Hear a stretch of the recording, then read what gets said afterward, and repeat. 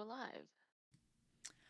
Hi, everyone. Welcome to the stream. I'm Kel McDonald, and I make comics you can read at kelmcdonald.com. Hey, everybody. I am not audio. Just a sec. Hang on. Oh. Now I have audio. Hey, everybody. I'm Alina Pete. I make comics you can find at alinapete.com or weargeek.com. Huzzah! And I have audio now, so we're doing great. Yeah, and I have someone in my chat, Chuckles Pop, saying nice selfie. Yes, little wolf me drawing is my starting Yeah. soon picture. Heck yeah. Oh, yeah. I gotta do my normal starting sketch here. Give me a second. I jumped right into my work. I gotta draw us as something ridiculous. What are you feeling this week? I've been watching a lot of Pirates, but I think I did Pirates last week. Yeah, were they gay pirates? They were very gay pirates who were also idiots, and I love them. Yes, good. So I say I've been in a musical mood. Is there a way that we can get musicals involved in this Oh yeah, hell drawing yeah. of yours? Okay. Uh,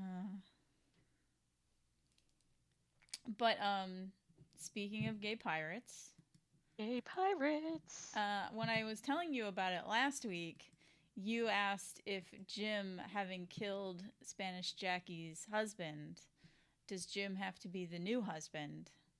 Um, on Twitter, someone said, added the actor who plays Jim and the actor who plays Leslie Jones, and asked for some lesbian rep with. Hell yeah. And the actor who plays Jim replied, I want you to know I was exuding as much sapphic energy as possible in Oh our good. scene together. Oh good. So maybe. Maybe. Maybe we can get all And kinds of gay. Let's get all the gay well, in this gay and pirate show.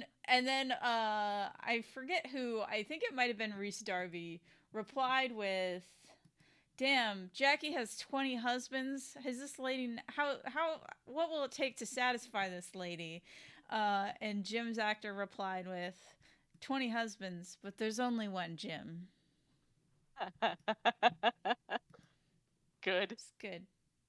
Uh I Also support the it. guy who played Lucius I saw has been posting and he's like, I love that fanfic. I give permission to everyone in fanfic to draw me just as stacked as possible. That is your new mission in life if you The choose to accept it. the actor who plays Izzy Hands has been retweeting everyone who says that Izzy's in love with Blackbeard. Good. Good.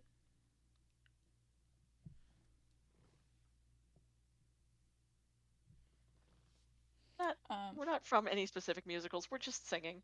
Yeah. There. Good. I gave myself a weird long neck for no reason. I'm changing it because it scared me. Listen, these things happen. Sometimes you just have a real weird long neck. Some nights the drawing is just not working. I'm just gonna make it scare you less. There. There's our intro. I gotta write our names. It's Kel. That you're a wolf with that necktie. It me. A bird with more birds on me. Although all the birds have left now. They were clambering around on my arm while I was drawing. Dumb Here, bullshit I watched this week. Was I watched Human Resources on Netflix. Which is the spinoff of Big Mouth. Oh, okay. So it's got that ugly animation style. Yes, yes. Animation I like style. it I've heard better it's quite than. good show. But I think Big Mouth. I like some moments of it, and then I hate other moments of it. And Human Resources is definitely leaning more into the stuff I liked about Big Mouth. oh, that's cool. So I like it Kiwi. better than Big Mouth. Yeah. And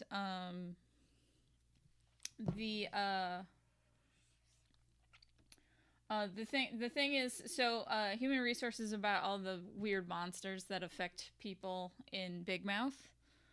Um, and Like in their uh f- workplace, their yeah. workplace, yeah. So the main character is a love bug who is assigned to a lady who just had a baby. So the struggle is because the love bug is bad at her job. Um, Right. the mom is not instantly feeling attached to her new baby. Gotcha. Um, And then is having all kinds of emotions about yeah, that. yeah. Yeah. And so the love bug is the booty call for a creature called an addiction angel, who Huh. is played by Hugh Jackman and looks like a Tumblr, an edgy Tumblr OC. Oh, that's good. That's Um, very good. yeah. Um, and I like the way they did the addiction angel because there the there's like the obvious stuff where he wants to do all the drugs Yeah. and is kind of a sleazy dirtbag. Um, and then one of the other characters is a logic rock, Interesting. um, who is supposed to tell humans like how to make logical decisions. Mm, And he's my favorite because he's a big nerd that's excited about good. spreadsheets. Good. Um, but so his storyline is that him and a log bug are in charge of this human who just keeps making dumb decisions. Oh, good. And it's because the logic rock has a crush on the love bug, so he is not being as persuasive as he should. Um, Good. uh, The logic so is flawed. yeah, so their stuff is that their arcs are things like he shouldn't apply for the Suns basketball team credit card because it has an extremely high interest rate. Instead, he should sign up for the Costco credit card, and because it has a good reward system and it will help him save money to buy the engagement ring to propose to his fiance. And then the Right. love bug is like, but if he gets the basketball card, he gets a discount on painting his van purple with the Suns logo on it. Um, and the love bug wins. Nope. um, but so then the addiction angel gets assigned to their team, and at first they're like, "Hey, we're not gonna let him actually get taken over by addiction." Um, Are and we? and so you'd Yeah. think that like the addiction angel would target the love bug.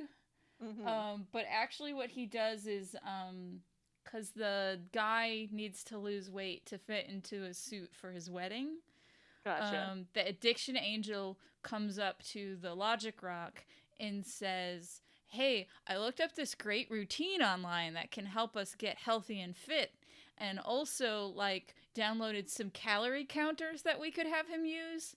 And Right. it's basically he's appealing to logic rock, um, to like, this is how you get an eating disorder. Like, Right.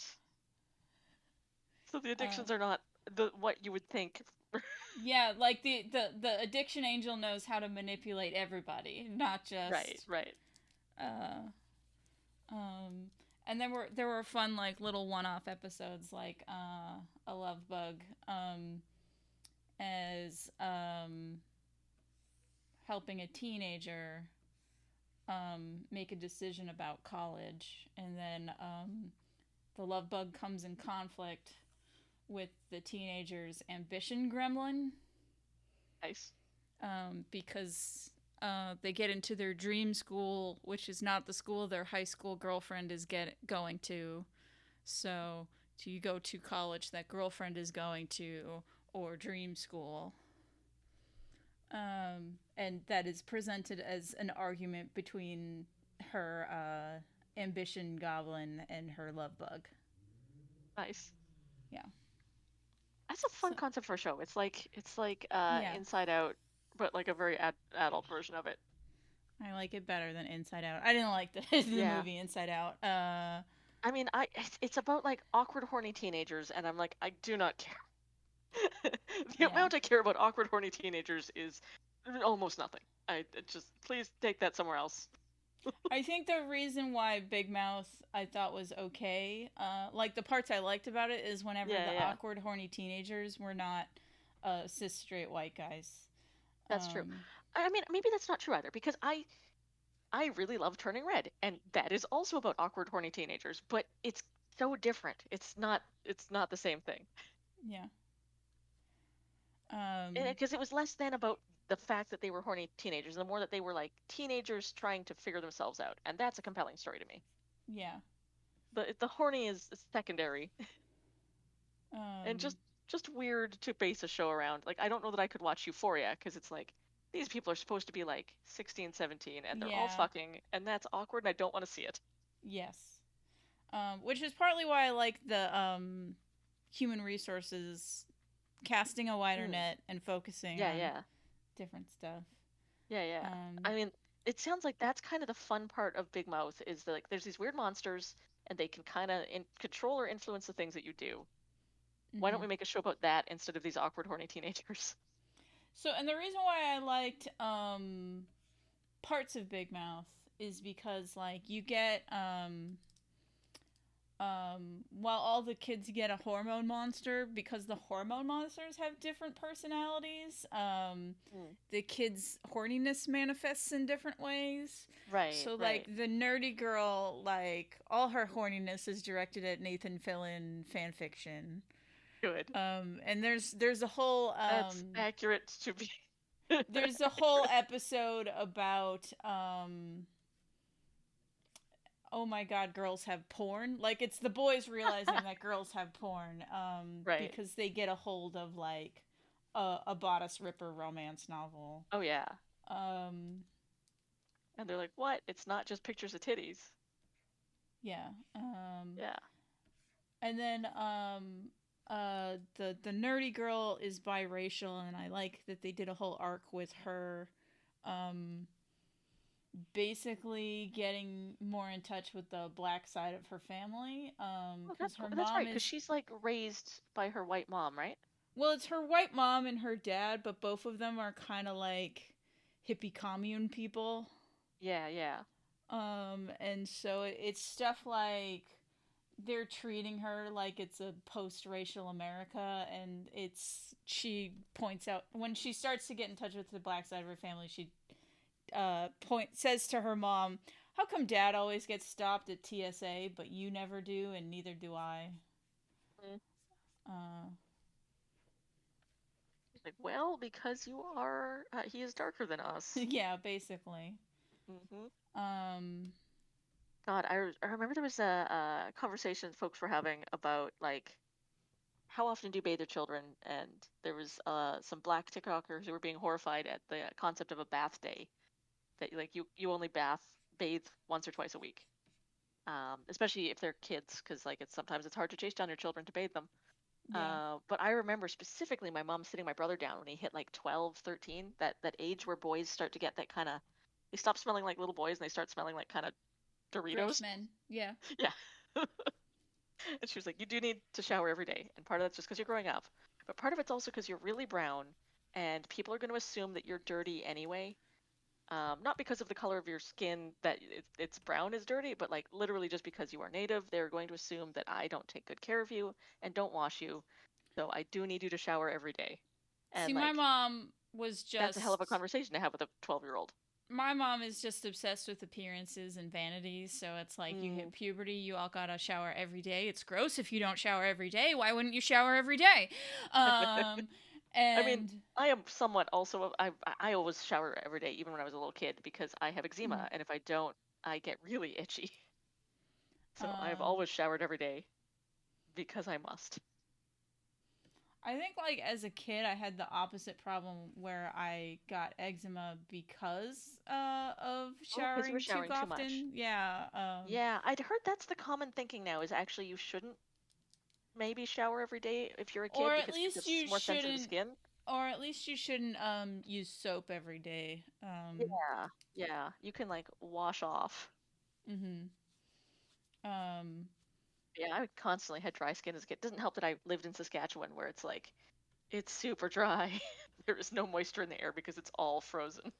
I mean, I grew up in Boston, and that's Yeah. like super Yeah. dry in the winter. Yeah.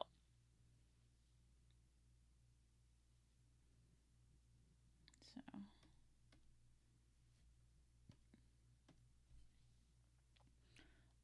but yeah,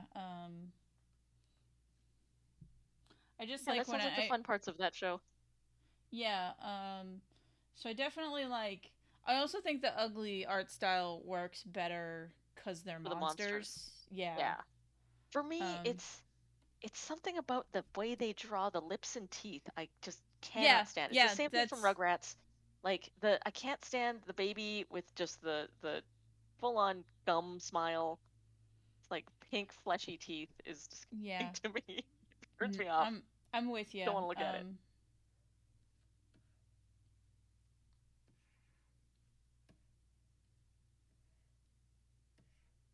Mouths are weird. They are.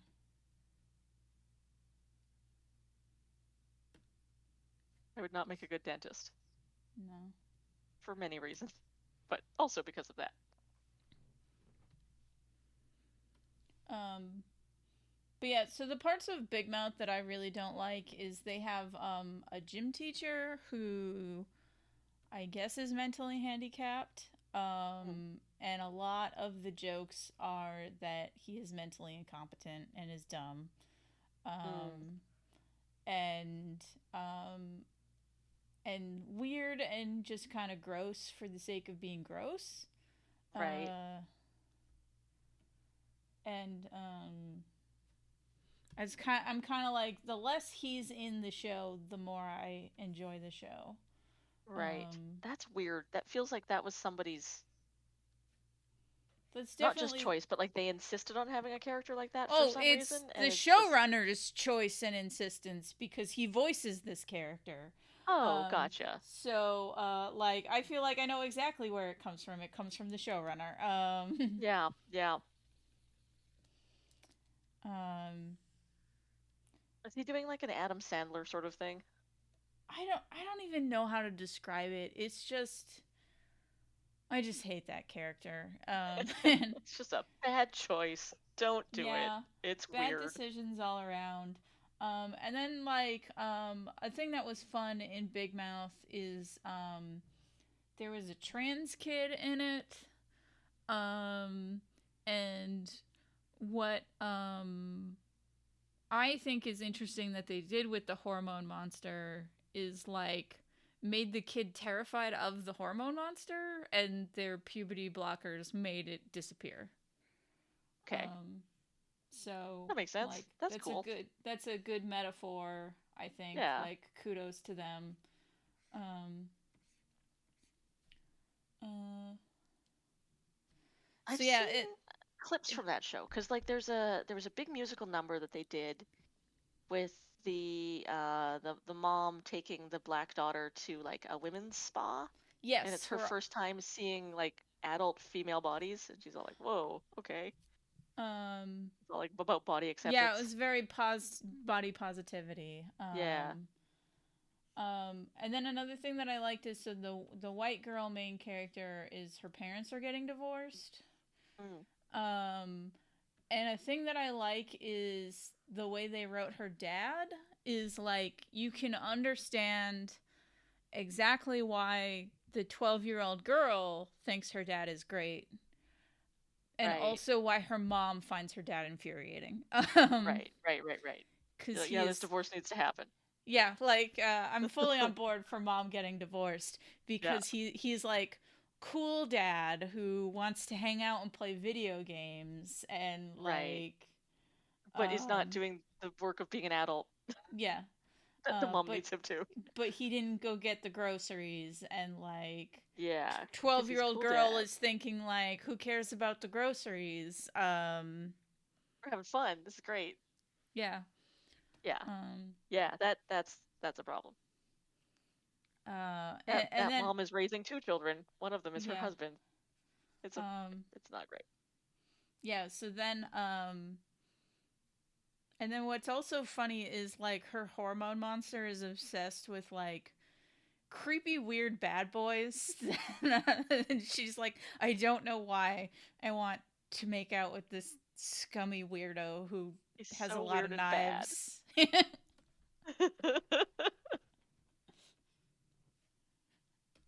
Yup.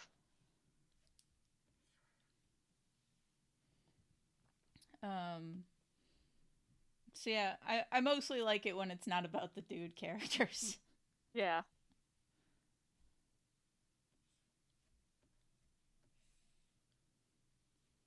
Uh, and then I like the human resources even better because it kind of leans into what I liked about Big Mouth. Rosie Perez is the voice of the Ambition Goblin and is great. Ooh. Ooh. She's this tiny, scaly monster who's like, if you don't win this case, I will rip out everyone's eyeballs. And like, Good. Love it.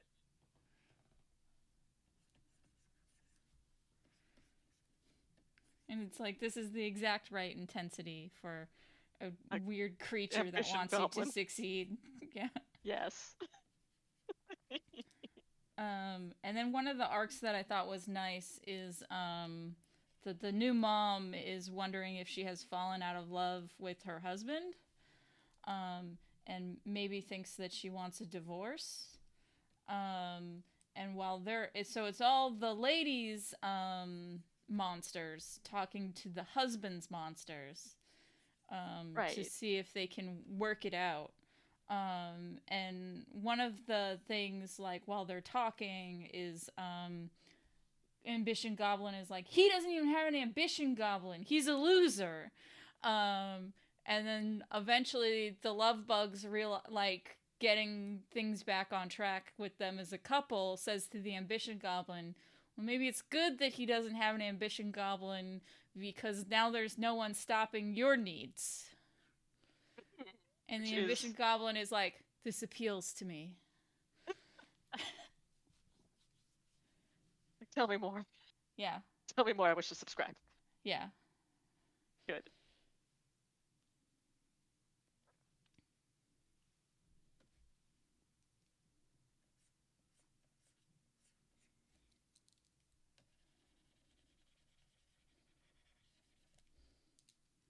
Did I draw her eyes too far apart? That's a weird thing, but I did.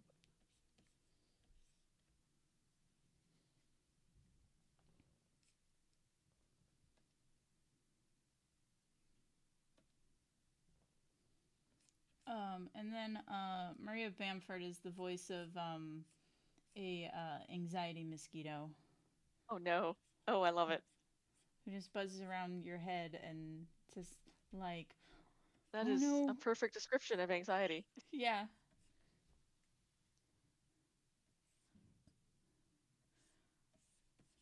I hate mosquitoes. I hate yeah, anxiety. yeah. Beautiful. Perfect. Love it. Um, and then one of the Hey, Mary. one Hey, of the join our guy. one of the love bugs is working for an old lady who has Alzheimer's. Oh yeah. Um, and there's a part where the anxiety mosquito like comes up and is like, I just got a message that I'm being kicked off so and so's team, and I panicked and thought, am I not doing a good job? And like she starts to like sort of spiral, but then it turns out she's just dying, and that's great. Oh good. Oh good.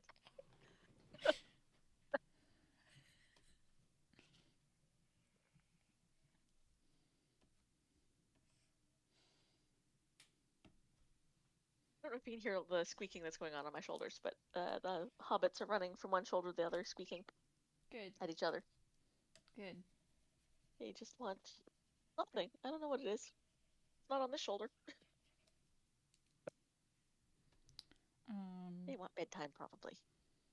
I also watched a show that I found absolutely infuriating, but I finished it even though It was not good. it was infuriating me. Like, I don't think it's bad. It's just I fundamentally disagree with the concept. Gotcha. It's called The Gilded Age, and it's like maybe robber barons weren't so bad. Oh, gotcha. And you're like, oh It's like, no. no, that man just destroyed another guy's life and drove him to suicide. He is not the Yeah. hero that you're making him out to be. Nope. Nope. Nope. And Robber granted, barons, not good.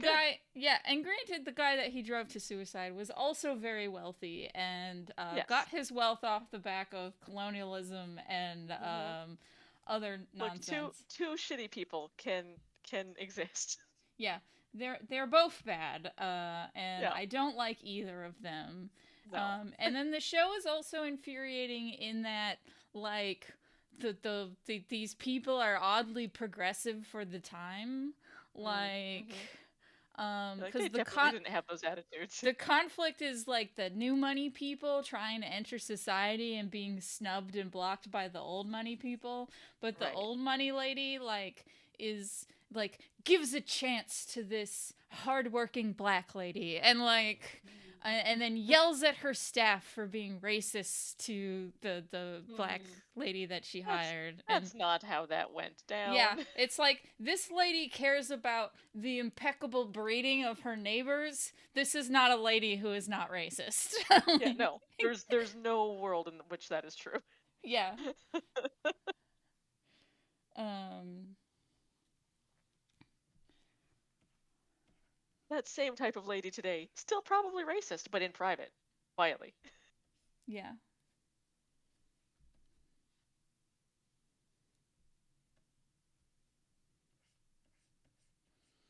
And yeah, I watched the whole thing but was infuriated the whole time and was like I should stop but then I have to get up and change the channel. Yeah. And I'm in the middle of something. Yeah.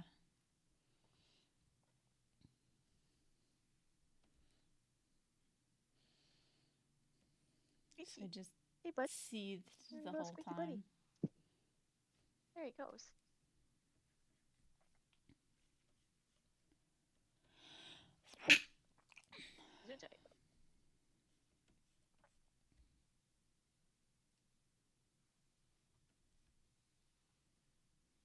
I have heard that there are a bunch of free Sailor Moon episodes on Tubi, and I do need to watch that.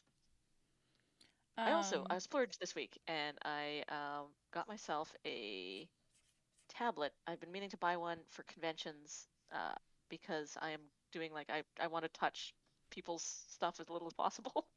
yes. So I'm like, well, What I need tablet to did set you up my get? credit card terminal. I got a Tab 10 or Tab a something.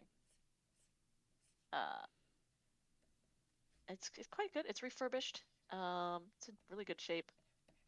But I was like, hey, wait a minute. I have a tablet now, and yes, it's for cons and stuff, but also, uh, since Netflix and other streaming services screw up my tablet, so I can't watch shows while I color, Mhm. I can watch them on my tablet. I can just prop it up beside my monitor, and now I can watch shows while I draw again. Hooray! Which is good because I'm going to be starting my big drawing contract real soon, and Yeah. I will need to be doing a lot of drawing. Well, Soon I will watch much TV. you should. I think you still have the password to my Funimation subscription. Oh, maybe? But that's gonna last about 2 months more. Then they're shutting Yeah. it down because they merged with Crunchyroll. Right, right, right. Um, I had a Crunchyroll account for a few months. When it was still working for me, and I went um, through. That was when I did my I big mean, My Hero Academia Crunchyroll's gonna dive. still exist. Yeah. But it's like Funimation's getting mushed into Crunchyroll. Hmm. Um, but I think it was you who got me into My Hero Academia. That was good. yes, It's a good show. because I lent you my I told you the password to my Funimation subscription. Right. I got caught up, and then we talked about it. Yeah. It's I good. am actually not caught up with it. I fell off of it because it got into the the shonen problem where they're like Yeah. just repeating themselves a bunch. Yep. Um, and my not caring about superheroes eventually caught up. Yeah, and you were like, superheroes. Yeah. Whatever. The novelty has worn off, and now I am Hmm. done. Um, There's some good background bird noises tonight. yeah. The sun is setting and they want to snuggle, so they're trying to like nest on me, Ah, which is cute. good. They're trying to burrow into my shirt. I have long sleeves on and they're trying to force themselves in there. Or under the dangling ends of my sweater.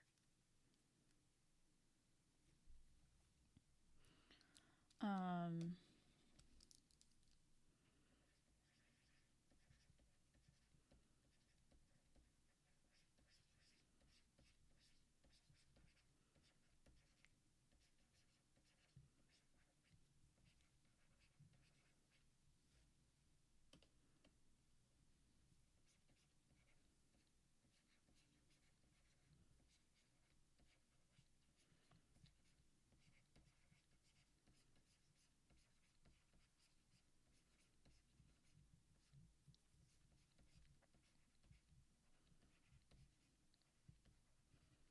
Man, I went through all the trouble of designing Connor's very nice house, and now I'm like, oh, well, it's very pretty. This is a pain in the ass to draw.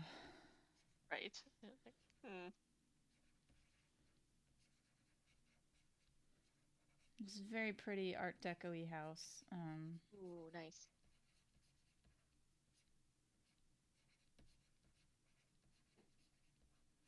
Do you have like a reference model set up at least?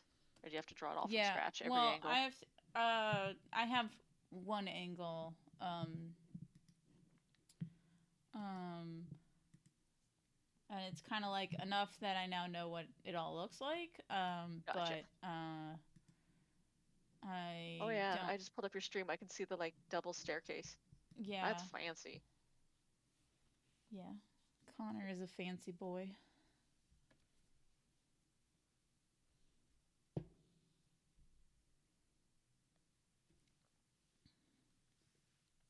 I eventually got myself like threw together a really rough model in SketchUp for some of my characters' houses, Hmm. and then I would just put the camera angle where I wanted it to be and trace that in Clip Studio.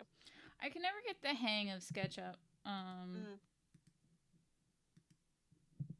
I think I can drive it because I did 3D modeling, but yeah, it uses a mhm. lot of the same controls as Maya, and they're not intuitive.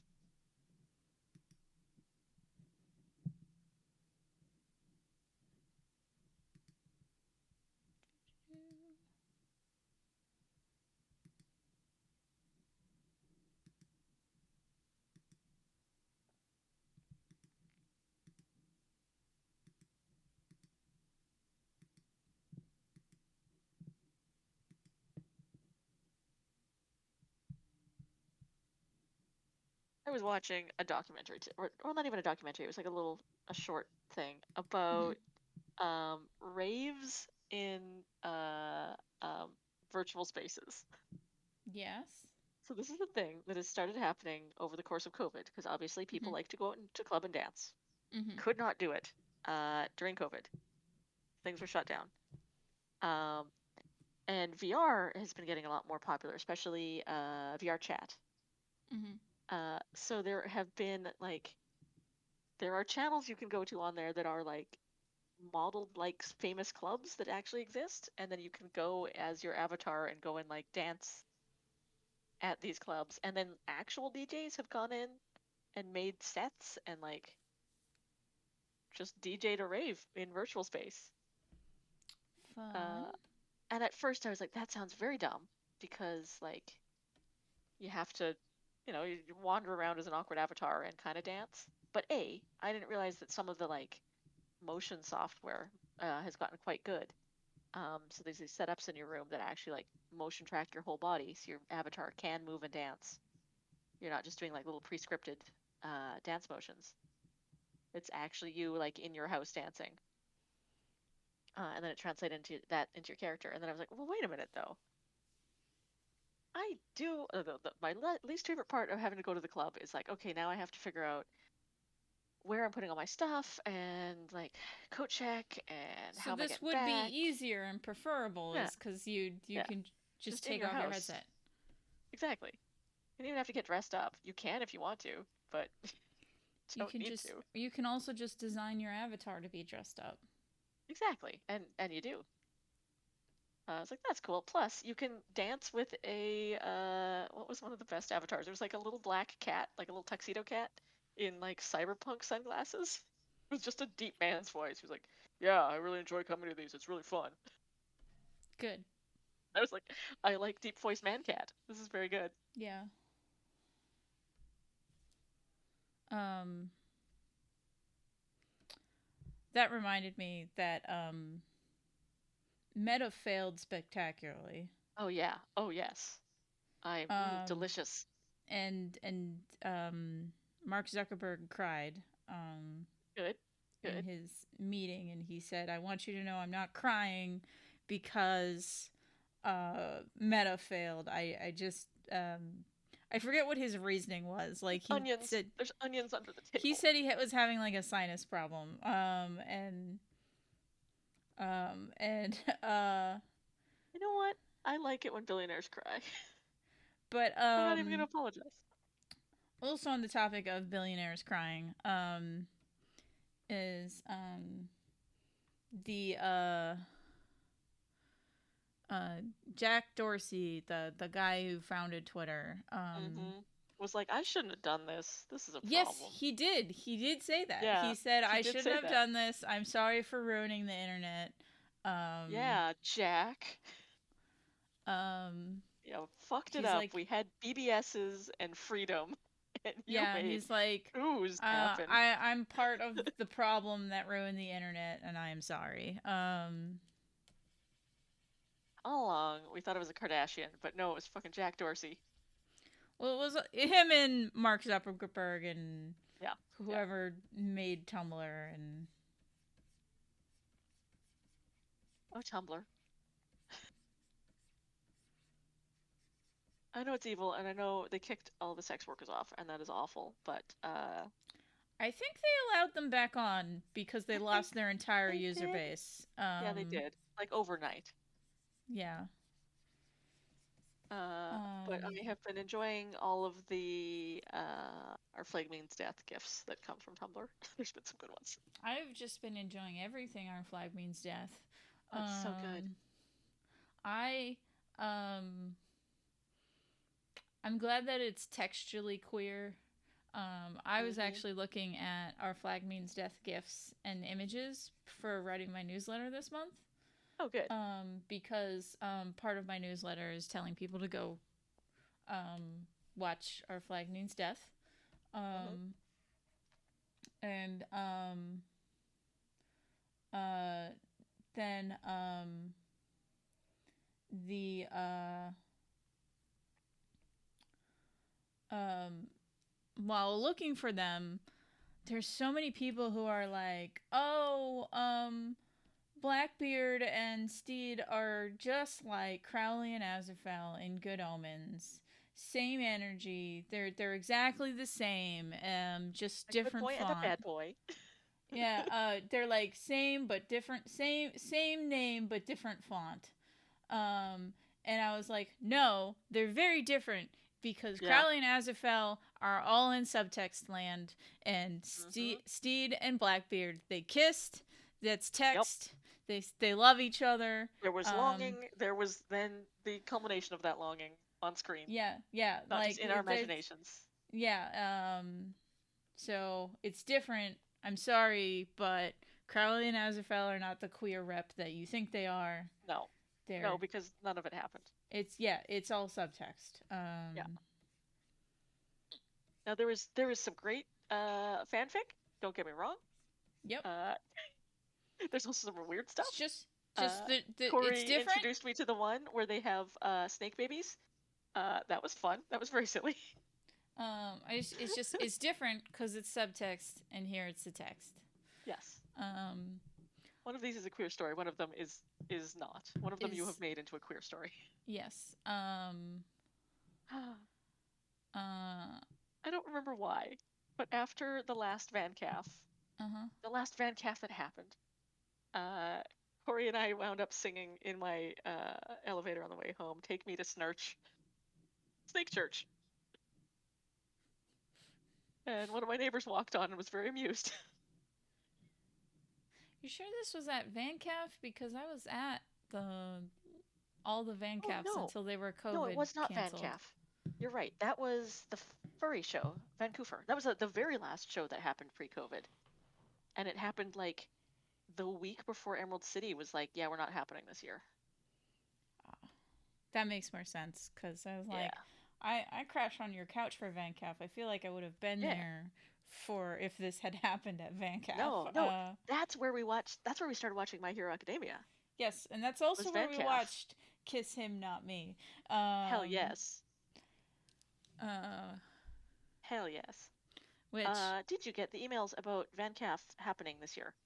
I did not, but it's probably because I can't. I think we talked about this last week. I refunded my table rather than Yeah.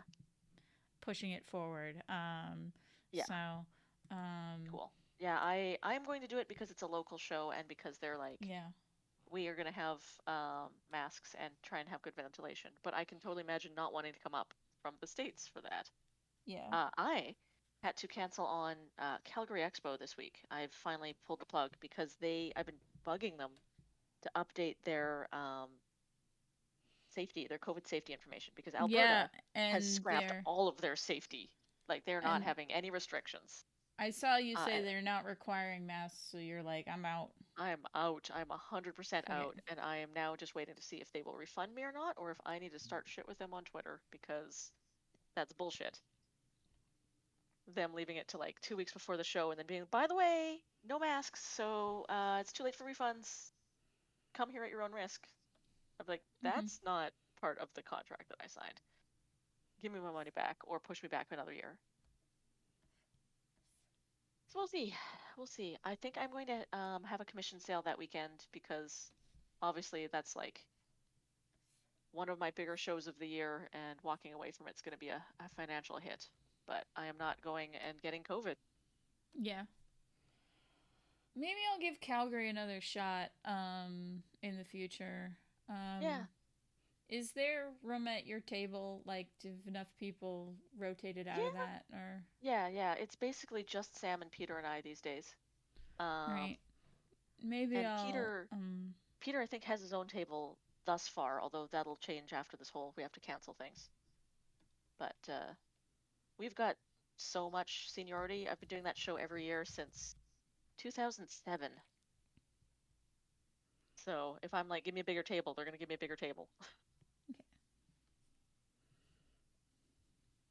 Yeah, because the one time I did it, it was me and Abby Howard got stuck in that Oh God, that weird was awful. area.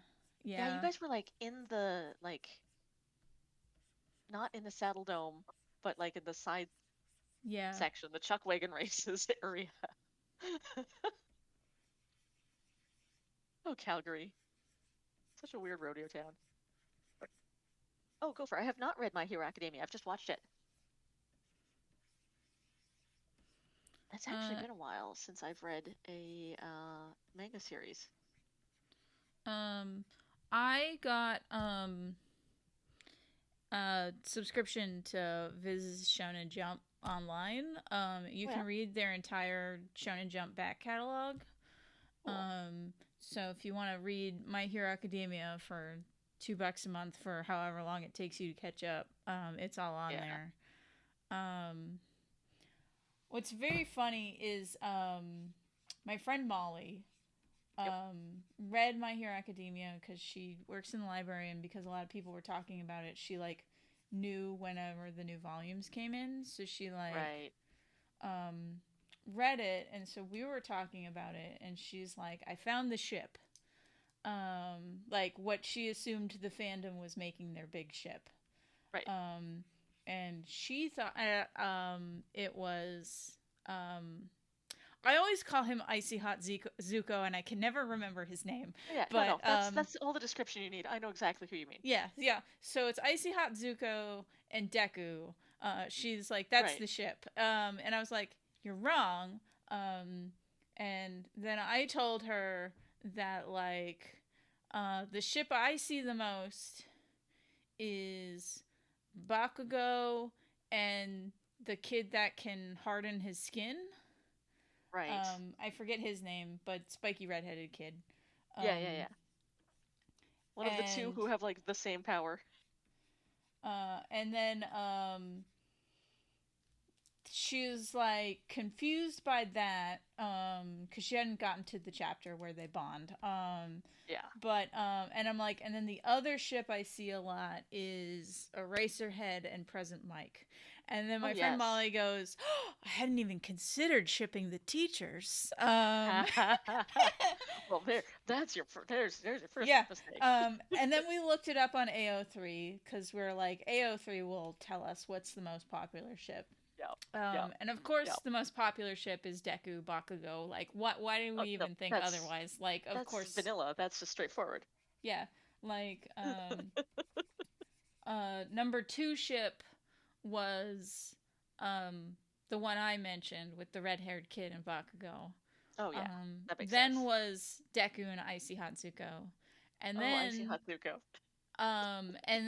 it's All Might and Eraserhead, and then Oh, Present Mike and Eraserhead. Um, so Teacher and then I Dads found is a out good ship. I like that a lot. what someone say.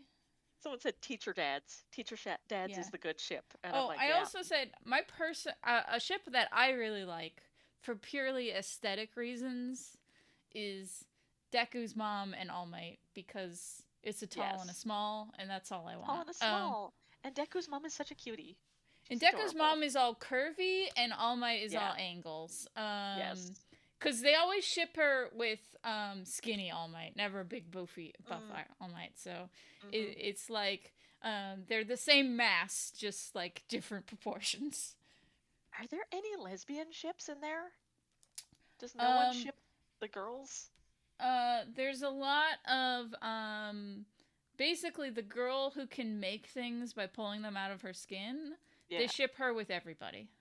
Gotcha. Gotcha. So she She's there she's the there lesbian bicycle. so there's when I say everybody, everybody.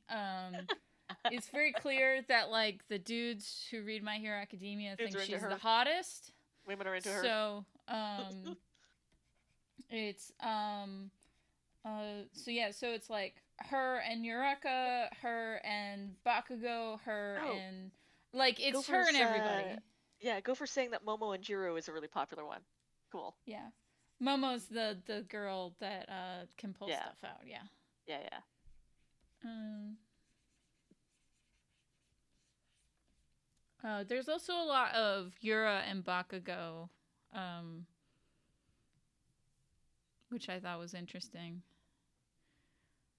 Uh, just for that one, like he didn't go easy on her, so that means he respects her enough to not go easy on her, like bit when Right. they did their tournament. Right, right. Um, anyway, I fell off of it because I don't know. I just kind of got bored of what the villains were doing. Like we kept Yeah. checking in on the in the manga. They kept checking in on the villains, and I kind of didn't care. And you're like, meh.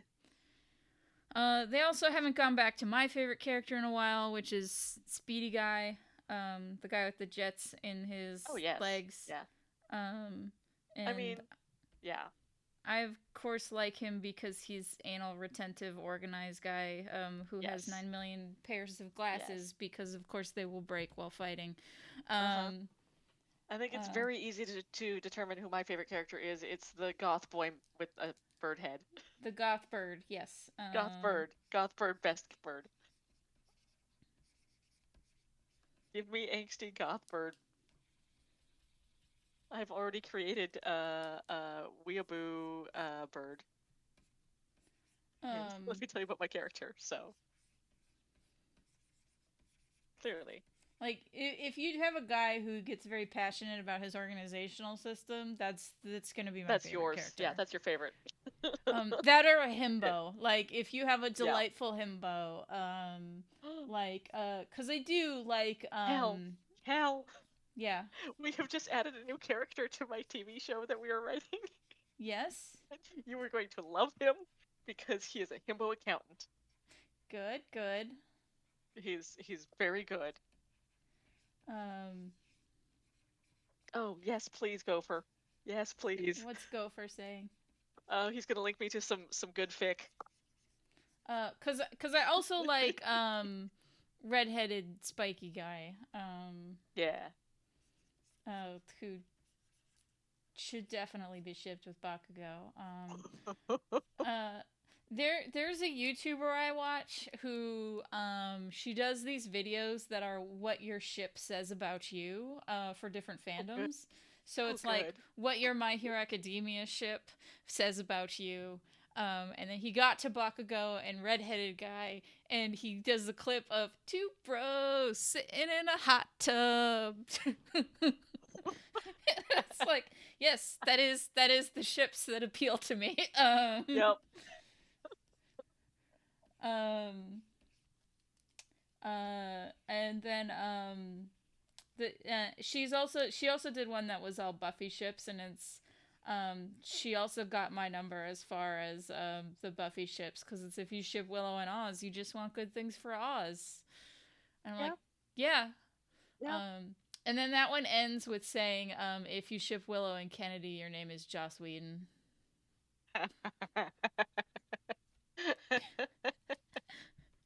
Good. Because he was Good. the only one that thought they were a good fit together. And everyone else was like, "What the fuck are you talking about, Joss?" No. Um, Did I ever tell you about the time I played in a Buffy LARP? no, I don't think you Oh did. God, that was fun. It was one of my friends decided to run it. It was just a one shot, so it was not like an ongoing game or anything. Mm-hmm. But it was all of the characters from all of the seasons, um, which meant that there were also like four different Buffys. Uh huh.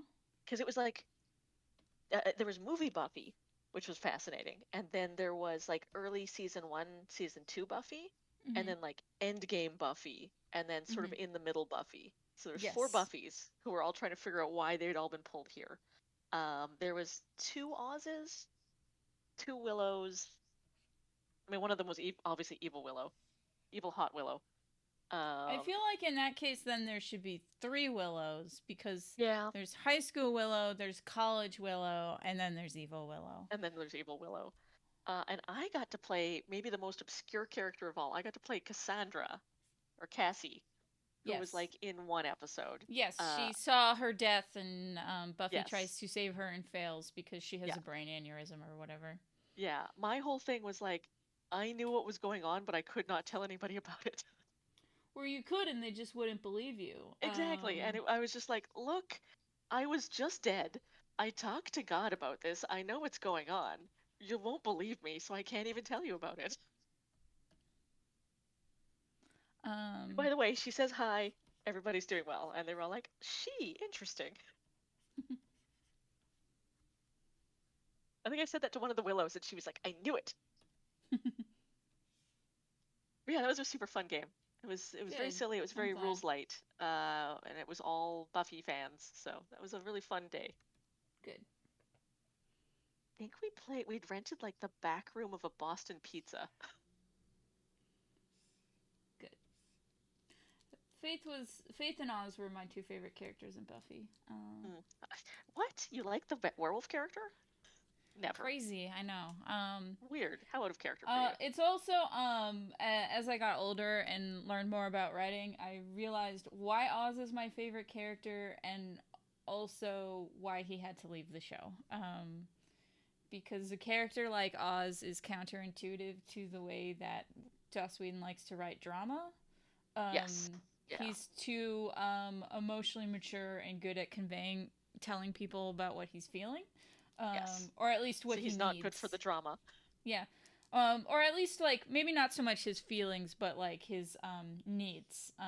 Yeah. Because there's the whole part where Willow and Xander are cheating on Oz and Cordelia respectively, Right. and they get caught, and um, Oz tells Willow that like he needs space, And Willow keeps trying to apologize to him more, and he's like, listen, I told you that I need space, so you coming to continuously try to apologize and beg for forgiveness makes me think that you just want to feel absolved, and that's not my problem.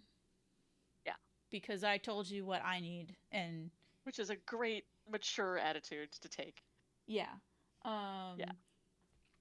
And then also when he like first meets Willow, he says that he likes her, Yeah. but he doesn't want to kiss her at just this moment because she clearly has a crush on Xander, Yeah. and he doesn't want their kiss to be because she wants to make Xander jealous. Right. Good. Which again, Very, very self-aware. mature, stating his boundaries. Yeah. Um, Oh, see ya, Kiwi. and yeah, so that's In like a that's clear way, knowing what he yeah, needs. Yep. yeah. So um, That's not good for teenage drama. yeah, that's not good for the drama Whedon likes to write in general, Yeah. teenagers or no. Yeah. But it does make him a very good character. Yeah. Good. You got your shit together there, werewolf. I like you. Yeah. Um, and then that's why he had to get written off the show. Yep. Emotionally responsible werewolves. Not allowed. Emotionally responsible anybody not allowed in a Yeah. Joss Whedon Yeah. show. Yep. And then Faith's great because I love her. Mm. I think there was also a Faith at that LARP. Did her and Buffy have lesbian subtext? I think so. That's Knowing important. the two players, I would guarantee it. That's important. That was a fun game. God, I miss LARP. I have not LARPed in so long. That's not, I mean, sorry, that's not true. I went to one very briefly in between the 4th and 5th waves. Everyone was masked and everyone was vaccinated. And then it was no longer safe by the next game to do another LARP, so we'd stopped. Oh, that's a bummer. Sucked. I saw a thing on Twitter where someone was like, we're going to get another wave soon, and I can tell because the 1-star reviews of scented candles have started up again. Mm-hmm. Why can't I smell anything? This candle sucks. Oh. Oh, no.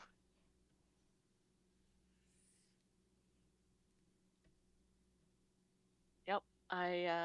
They haven't been doing any wastewater monitoring in Alberta. Mm-hmm. They've only been doing water monitoring. They haven't been doing any sort of tracking governmentally because they'd have to spend money on that. But the wastewater is saying that the levels are really, really high right now. So I'm like, I don't want to go to an unmasked con in Alberta. I hate it. A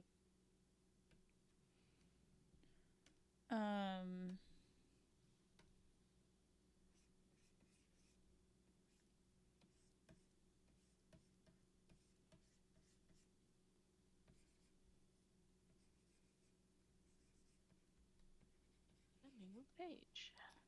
Earlier today, I was talking to people in the anime Discord I'm in, and Yep. it was brought up that I'm the oldest person in the Discord, or the second oldest person. Right. Because they were talking about what they were all doing 7 years ago, and they were like, instead of being a jaded adult, I was a jaded teenager, and I was like, You were a teenager 7 years ago?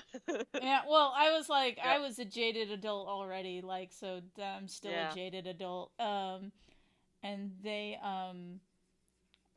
thought I was making a like I'm an old soul joke, and I'm like, no, I'm 34. No, 7 years ago, I was 27. I was already a jaded adult.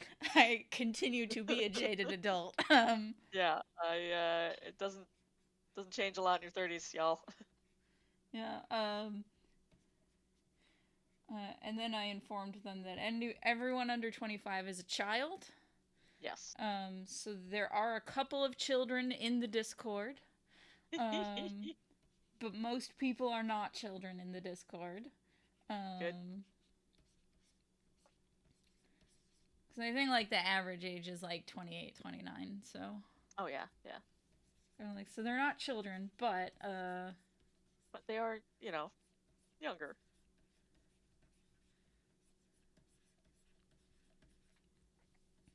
but yeah, one of them was like, I'm 23, and I'm like, you're a child. Oh, an actual baby.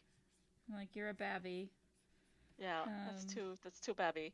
and then she's like, a babby that you just sent porn to, because I did send them some pictures of choice pages from The Silent Lord, the current Letters for Oh, Lucardo book oh that's yes. crowdfunding.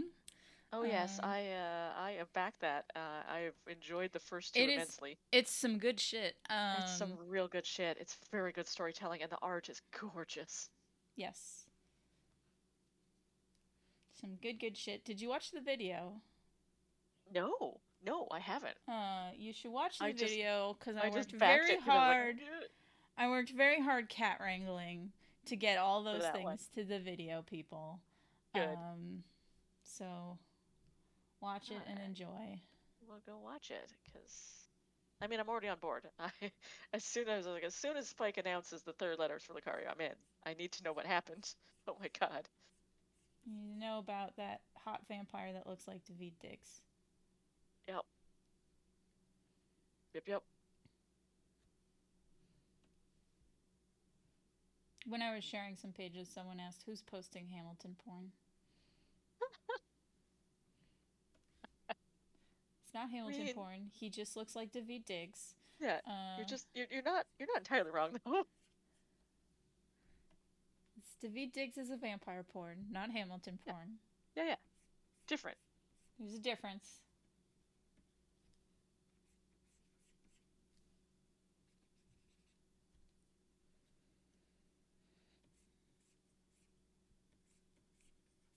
I was telling my friend who looks very much like Taika Waititi in that Blackbeard makeup that he is contractually obligated to now dress as Taika Waititi for Halloween.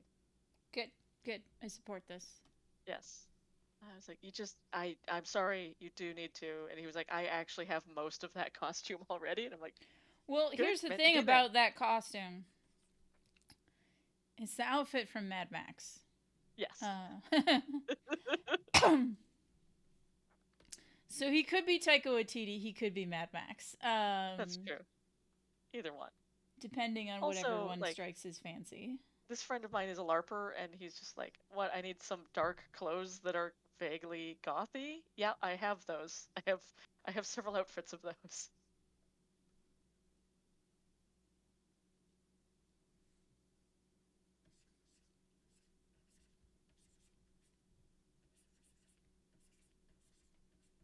Now I need to convince one of my blonde friends to be Steed.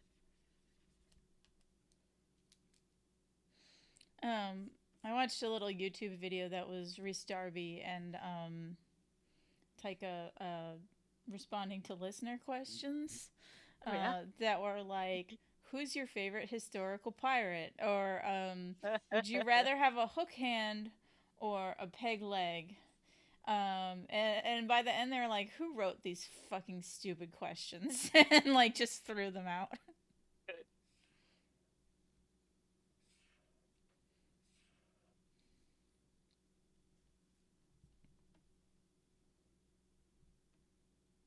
This is the one thing. Lane and I were watching it, and my partner Lane loves some historical naval fiction, and both of us have read through the Matron O'Brien series like many a time. Mm-hmm. Um, but I love naval historical fiction. Lane has gone to the point where he knows like all of the different lines and all how the rigging works and all of that stuff. And so we were watching it, and he's like, "I love the show. Don't get me wrong. It's great. I'm having a good time. But like, none of this is how a ship actually operates. Nobody's driving it. I haven't seen them touch the lines even once. Like One of the this questions is not a showboat accuracy. They're not actually supposed to be one stealing. of the questions they were asked is what job would they want on the ship, and they were It's like like any none of them job are that all doesn't awful. involve cleaning. They're like, I guess I'd be the guy that sits in the crow's nest because it's like, oh, it's time Yeah. to clean, and it's like, can't, I'm all the way up here. Yep. Too. Holly stoning the deck is just laborious backbreaking work. And you gotta do it all the time.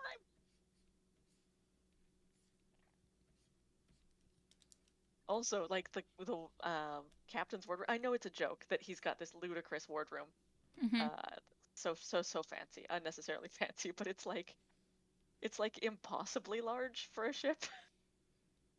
That's why he's a maniac. Yeah, he's a maniac. He built secret passages. Yeah, He knows nothing about ships. it's great. One of my friends was like, I feel bad for Steed's wife, and I was like, listen, she has her painting teacher that she can fuck. She's fine. He seems Um, pretty happy with the situation. yeah, she's good. She's covered. Yep.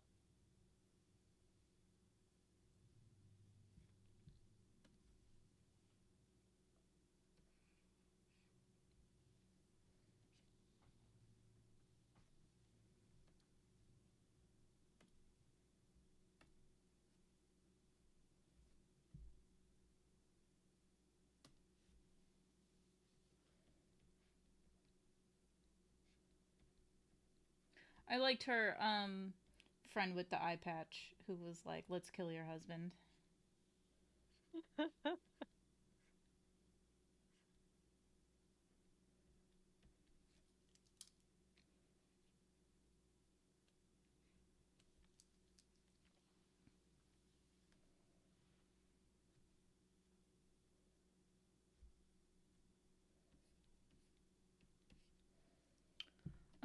What was great in the show, I've been watching Minx, the feminist porno one, and one of Yeah. the new episodes, like their first issue came out, and it was pulled from shelves because of inappropriate content. Um, but then he's like, there's a scene where they're having a meeting about its sales, and he's like, okay, sales are not the worst I've seen. But I have seen better. He's trying to like look on the bright side of stuff. He goes, we have some areas of good sales, the Castro, Provincetown, and while he continues to list off gay neighborhoods in big cities, um, the gay photographer is just smirking. Yep. And then they're trying to brainstorm ways to do some like grassroots marketing, get more people interested in the magazine. And the whole episode is like everyone hustling to like get ladies to read this magazine. Right. And the gay guy just says, "Just give me a stack. I have an idea." And so while it shows everyone else busting their ass to sell copies and get the word out, um, then cuts to the gay guy, and he just has a little table in front of a gay bar, and it's like sipping a cocktail and just selling magazines as guys come in and or come and go from the gay bar. Uh-huh. It's like I can move some covers, trust me. Yeah, and he actually like sells out before everyone else is done with their grassroots marketing You've got the stuff. wrong market. You think you're selling this to ladies. I mean, they can also sell it to ladies. It's just Yeah. gay dudes also Yeah. want to look at that dick. Hmm. Um, and yeah, so it was a funny episode because the main character kind of like met the more extreme version of her and got kind of a taste of her own medicine. Because she goes to a college to promote the magazine and is asked to like speak at their like feminist women empowerment like group. Yeah, yeah. Um, and then one is like, this penis is flaccid, and I resent the implication that women are not strong enough to handle an erect penis. And then the next girl is like, your article on marital rape was good, but it didn't go far enough because all marriage is rape. And like, um, well, I was like, this group is future turfs of America. Yep.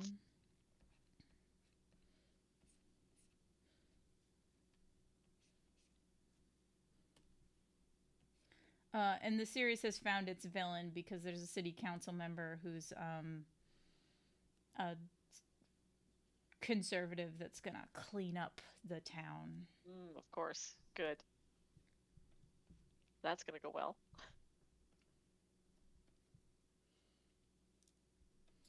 And at first, seriously, Kevin. Yes.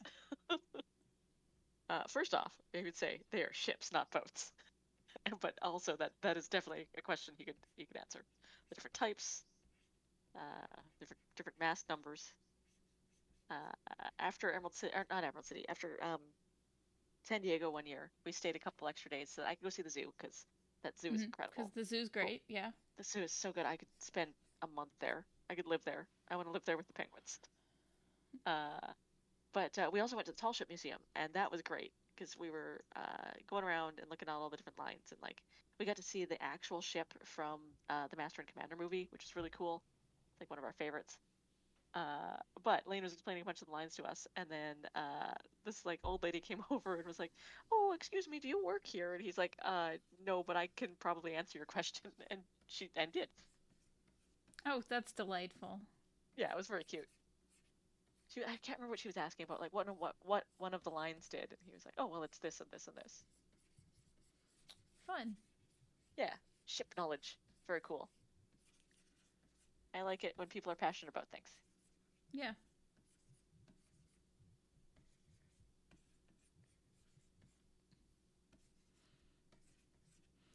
You know what I'm passionate about? Werewolves. Yes. Good.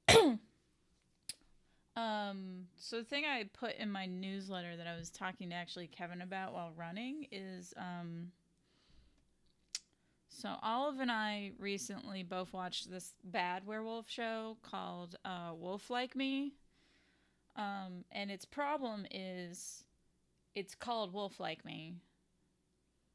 And then the mystery of the show is what's up with this lady that the main character met who's mysteriously running off every evening. Is she a wolf like me?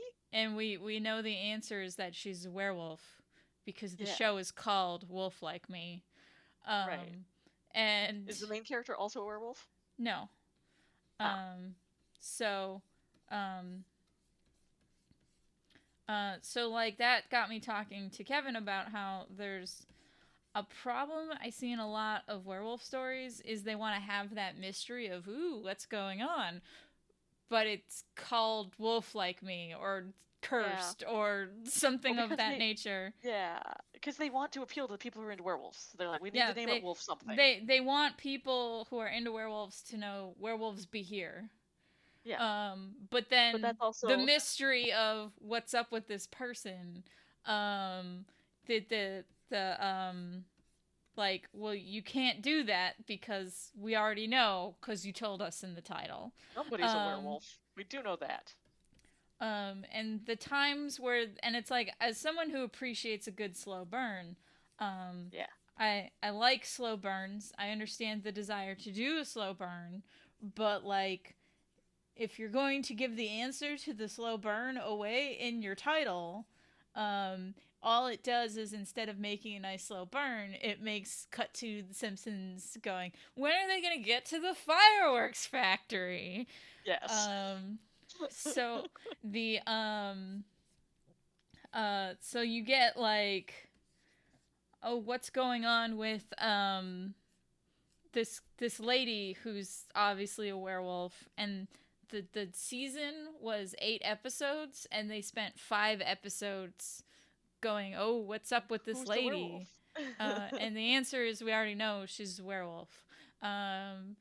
And because they were so busy with that quote unquote mystery, they didn't get to any of the stuff that was actually interesting in the show because Ah, the reason why, so main character is a single dad and his daughter is having like panic attacks. okay. Um, and the reason why he meets Werewolf Lady, and is brought and like wants to get to know her is because, um, when his daughter is having a panic attack, um, she like kind of supernaturally calms the daughter. Um, Interesting.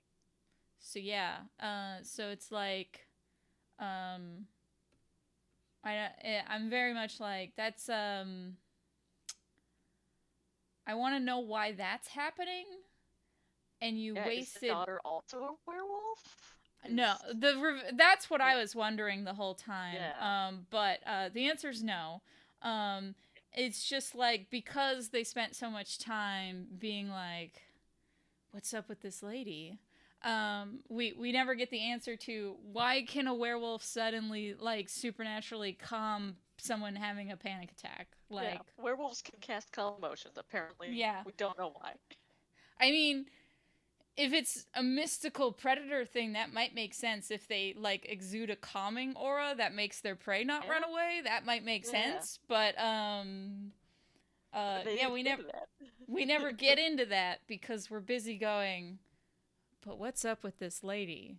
That is definitely a werewolf, and we know she's a werewolf because of the Yeah, title. yeah. Um, Cool. uh, We're with you. We know what the show's about. and Please stick to so werewolf. and yeah, and then you get like all these movies where a person gets bit at the beginning and they're trying to do the slow burn till they turn into a werewolf at the end. But again, like when are we gonna get to the fireworks factory? Hmm. Um, and I think that's why a lot of werewolf movies fall flat is because they don't get to the fireworks factory. Um, and the times where the slow burn works is usually something where there's another story going on at the same time. Um, Gotcha. like Penny Dreadful is not a good show, um, but their slow burn reveal of Josh Hartnett is bisexual werewolf cowboy. Good, good, good, That good. slow burn works because the main plot of the first season is they're hunting Dracula. So um, we can do like, hey, what's up with this cowboy guy? But hunting Dracula is the main feature. Right. Um, Also, wolf isn't in the title. Yeah. uh, though I knew he was a werewolf at the beginning of episode 2 because I've seen too many werewolf things. You're like, okay, you're trying to be all mysterious about this, but you're just going, this dude is a werewolf. Hello. Yeah. I knew instantly, but I didn't mind that we weren't getting to the fireworks factory because we have a different fireworks factory that's about fighting Dracula to stop at. Yes. Yeah. I'm a big fan of that. I could do that. Yeah. That's just as good as fireworks. I I'm really looking forward to more Moon Knight. I don't know if you watched that. Um, no, I've been trying to stay away from the House of Mouse. Yeah, yeah, that's fair. That's fair. And especially MCU stuff because Yeah, I'm so bored of superheroes. that's fair. Lane is a big fan of the supernatural side of the MCU, or at least of the Marvel comics back in the day. Mhm. So I watched it for that reason, but I was surprised at how fun I found it. I really like storylines where you are like one of my favorite game things is that like you have been dumped into a thing that you do not remember, and now you've got to try to figure it out. I love Disco Elysium for that. It's Mhm. like a whole bunch of shit happened. It was you, sort it out. I like that as a narrative trope. And that's what the whole first episode of Moon Knight was like some stuff going on, you don't know what it is, figure it out. I was like, good, this is one of my favorite tropes. I could read a lot of fics like this.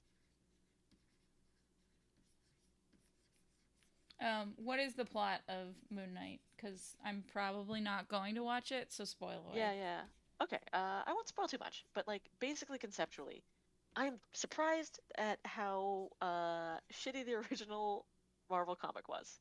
Because it was basically like Egypt is mystical and has magic, right? So Yeah. let's do like a magic character from Egypt who's basically Batman. And we're not going to do very much with him being weird and magical. That's just to explain why he is the way he is. Mostly, he's just Batman in modern day New York or wherever he was running around at the time. And he's got multiple personality disorder or dissociative identity disorder. Back in the day, they were all like, "It's that's the mysterious thing about him," but um, and so he's actually like three different people in one, or three different personalities And one is that all Tuxedo interact. Mask. And one is Tuxedo Mask, and one is Batman, and then one is Uh, like a fancy man.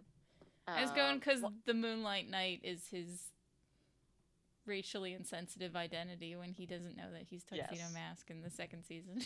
yes,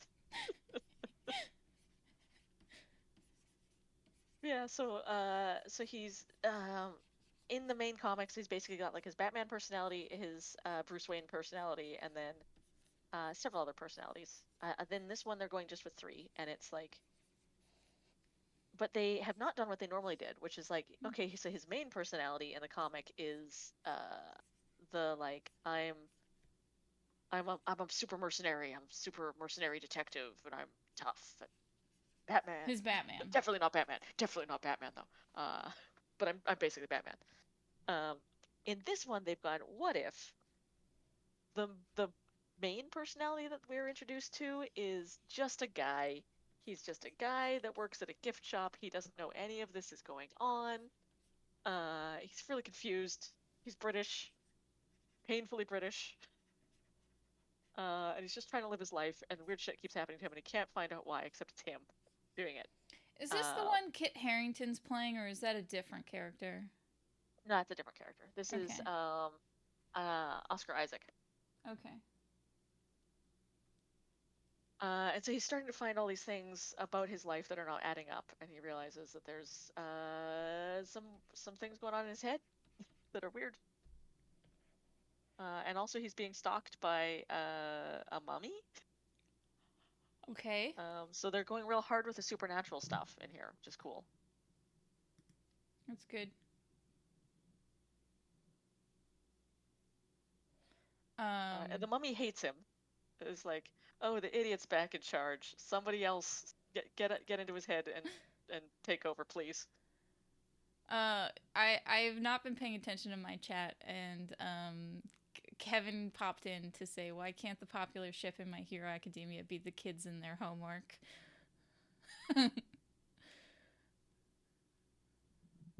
Good.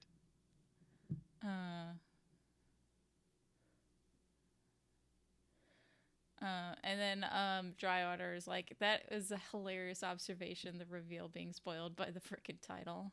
Mm-hmm. Yeah. So anyway, mummies are attacking him or after him in Moon Knight. Yeah. And Um, because there's like a bad mummy, and then no, I was gonna say a good mummy. He's not a good mummy. He's just the one that this guy serves. okay. Huh.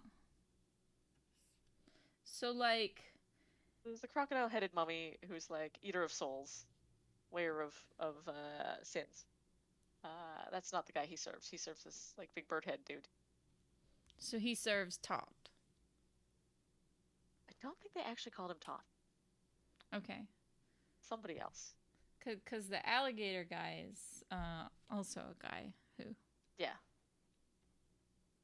Sobek. yeah.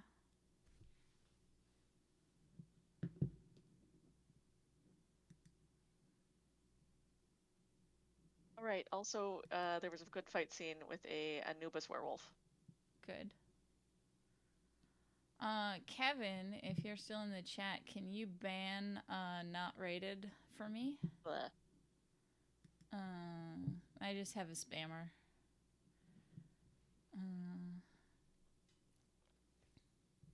I was wondering why somebody was getting banned. Thank you, Kevin. But yeah, so like, um, I think like when Marvel does dig into like supernatural stuff, like it gets interesting. Like Magic's whole like miniseries I thought was interesting. Hmm. When she's in another dimension and um, getting like demon lessons. Yes. Um, and then like sometimes like the shit that Thor fights is interesting because of supernatural nonsense. Hmm. Um, I feel like the MCU frequently doesn't lean into what makes No. each hero unique a lot of the Yeah. time. Yeah. Um, so I kind of wish like Thor went more into nonsense, which it did when Taika Waititi was in charge. So I might watch Love and That's Thunder. cause that's cause Taika Waititi is like, He's great. I know how to do nonsense. Yeah. Give me a bunch of idiots and I will make them run around and Um, it'll be very entertaining.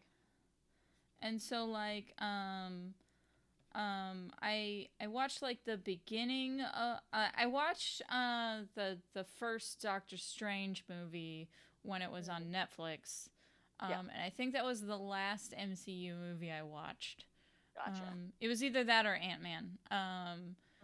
And like Ant Man, I felt it was frustrating because it was like the first 2/3 were almost what I wanted. Like a Like fun heist movie. yeah, cause I could see what was left of Edgar Wright Hmm. in those first two. Yeah. Um, but obviously it got toned down. Like really, I want like more. I want a heist movie that's more Edgar Wrighty. Was what I wanted from Hmm. Ant Man. Um, That's kind and of how it had been built, and then like most MCU movies, it then went to like, okay, we did the genre portion of the evening. Now we are going straight to superheroes but they punching. didn't even lean into the genre portion all that much. So Yeah. like, yeah. Um. So yeah. So I just want like them to lean into shit more. Like I did like the end of Doctor Strange Yeah. a lot. Um I was kind of so about the rest of the movie, but I did really like Yeah. the end. Um I think the next one's they're gonna lean into the weird magic shit real hard. see they say that though and then they always like pull Kind of back. half-ass it. Yeah. Yeah. I the only Marvel comics I read back in the day. Okay, so when I was a kid, I would go to the comic store because I'm like, I like comics, and then all of the comics would have big busty ladies on the front, and I was like, this makes me uncomfortable. And then I found manga, and I read the hell out of everything Yeah. Rumiko Takahashi ever made, and a bunch of other stuff. So I would still go to the comic store to get my manga. Um, but while I was there, I discovered that there was a Marvel property that I really enjoyed, which was Excalibur, because it was the like Yeah, that's the goofy fun. X-Men one where It's they're the goofy time X-Men one traveling and where they're going. Nightcrawler is basically just a swashbuckler, and it's very fun, and he gets to crack jokes with Kitty Pryde, and it's fun, and there's like weird Avalon stuff. It was like, what if all of the fun parts from the Gargoyles, but with these X-Men characters that you also know from Saturday morning cartoons? And I was like, I like that. I do want to watch that. Or I do want to read that. So I loved Excalibur, and that's where they put a lot of that weird magic shit. So the other thing so this is my experience with X-Men. Um, is I apparently read superhero comics in according to Jay Edidin, who is an official X-Men expert. Was the worst time to read comics. Mm-hmm, Like mm-hmm. I officially read comics at their worst. Yep. Um, which was the early 2000s. Basically, the X-Men movie came out, and I started to read Oh, X-Men. yeah. Oh, that's a bad Um, time to jump in. yeah. But so the thing is, because of this, I hate Kitty Pryde Mm. because, Because you got shitty Kitty Pride. well, You got shitty Pride. because the period of time that Kitty Pryde, during that period of time, all of the people who grew up with Kitty and had a crush on her were Yes. now writing X-Men. And trying to So ship her with everything. well, it's not just that, but it became like the whenever she showed up, it was like, Kitty Pryde is just the greatest. Let's talk about how great Kitty Pryde is. Hmm. And like she's a super genius ninja and she can do this and she could do that and like I just did not give a fuck. Um No, no. See, my Kitty Pride, Kitty that I loved, was is a nerd. just chilling. She's a nerd.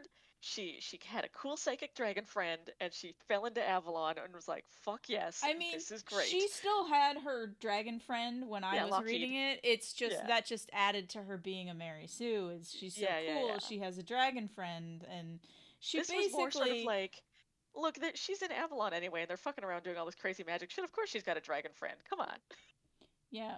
Whereas, like they're when gonna I do some was fun reading it, shit.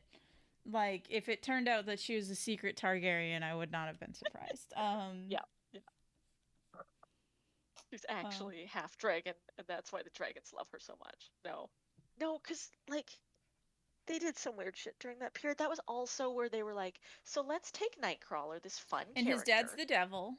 and his dad's the devil, but he's a wisecracker and he's got cool powers, and let's make him depressed and a priest. What if he's a depressed priest? And I was like, Yeah, my boy no. Kurt is like a swashbuckler who cracks jokes while punching undead in the face. And you're gonna make him a sad priest? Hell no. See, fortunately, I had X Men Evolution to give me Funny Kurt, so Yes, my good Nightcrawler did funny not Kurt. get tainted too much Good, good, good. um, by the awful Nightcrawler. Um, Nightcrawler, the best. my favorite's still Gambit because There he's a are two sleazebag. kinds of fans. There are two kind of fem X-Men fans. The ones there's that the like there's the Nightcrawler and the Gambit ones and that there's the like one that like Gambit. Nightcrawler. Yes, Uh, correct. We have we've uh, established this in previous casts.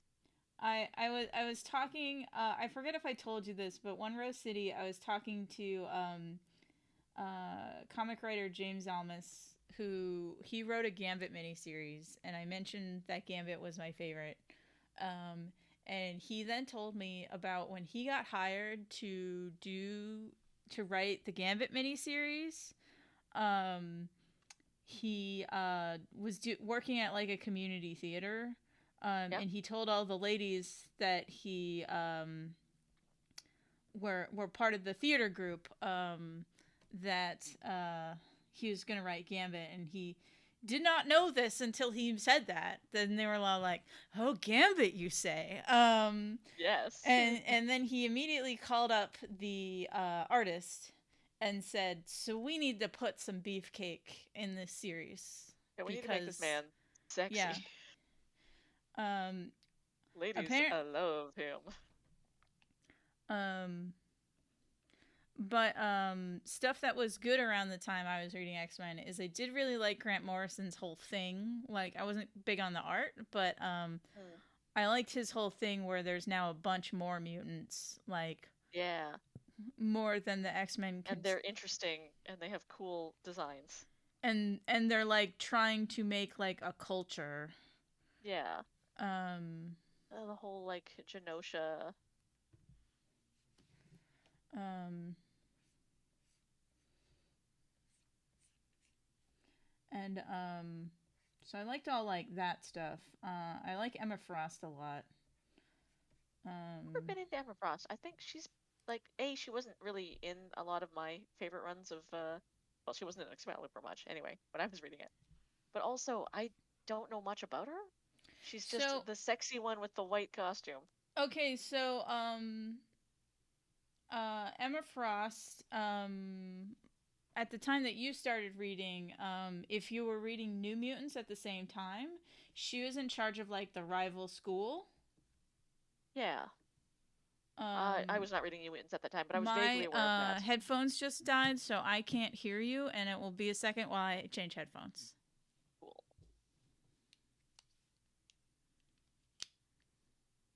Yeah, I mostly just read Excalibur. I tried reading the main X-Men series, but like you had that was the point in time where uh to follow the Okay, series at all, you had to read all of the Wolverine shit, and there was a lot of Wolverine shit at that time because it was the late 90s. So I did not follow the rest of the X-Men, but you can follow Excalibur. okay. I'm back, Cool. and can hear you again.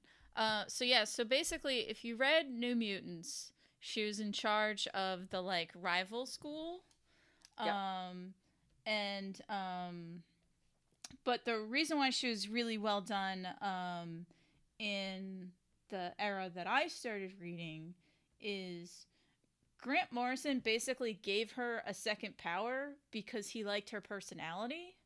Oh, interesting. Um, like he wanted her on the team for personality dynamic reasons. Yeah. And then was disappointed that she was yet another telepath. So then he Yep. added like, well, now there's secondary mutations and she can turn to diamond. Um, Right. Right. so her whole Previously, thing, only penance could do that. um, her whole thing, Shauna McGuire once summed her up as there's a line in Into the Woods where the Yep. witch says, "I'm not good, I'm not nice, I'm just right." Nice. And that's a very Emma Frost statement. Good. And a real crime of bad marketing on Marvel's point is also at the time that I started reading, there was an Emma Frost miniseries that was supposed to be like her as a teen and how she got to where she is and like what made her so sort of ruthless. Um, Right. and they were actually really good comics. It was about her like she has a really wealthy New England family, and they were sending her to like a prestigious finishing boarding school, um, and she like when she first gets her powers, she's like trying to use them to like get back her dad, who wanted to like send her gay brother to conversion therapy because he was quote unquote embarrassing the family for being gay. Right. Um, and so, like, they were really interesting, but they didn't sell well because It's the all gay. of the covers were Oh these no. gross Pam Anderson, Oh like no. they were traces of Pam Anderson basically. Right. Like they were Emma Frost in the Was it costume that? that you It was it. think. What the hell is that guy's name who just traced porn all the It time? wasn't Greg Land. It wasn't I thought someone it who was was Greg that Land. blatantly tracing. It was someone who Gotcha. was at least like competent at drawing. But But was just drawing like Pam it was Anderson. like this looks like it belongs on like Sports Illustrated swimsuit issue, Gotcha. like and like while the content was an interesting like teen girl drama, like so the people picking it No, up nobody hoping interested in that is going to pick up this porno mag. yeah, and then the people who were gonna pick it up, like because of that cover, aren't gonna care about the teen girl drama, Nope. um, because it's stuff like, um, she really likes her teacher, um, Right. and she has a crush on him, and then because she can read minds, she sees that he does think that she's attractive, but because he's not a creep, he doesn't make a move on her. Because he's her Um, teacher. God, because he's that's her weird. teacher. Yeah, like that. Don't That's do like, that. so she reading his mind thinks that it's okay to make a move on him, and he's like, no. I'm your Um, teacher. Please don't. yeah, basically, he is a decent person and tells her why, like, no, like, Good. so it's her learning like people's stray thoughts do not necessarily mean they want to act on it. Um, which I think is a really good like lesson to show through a telepath. Yeah. And You really got into some telepaths, man.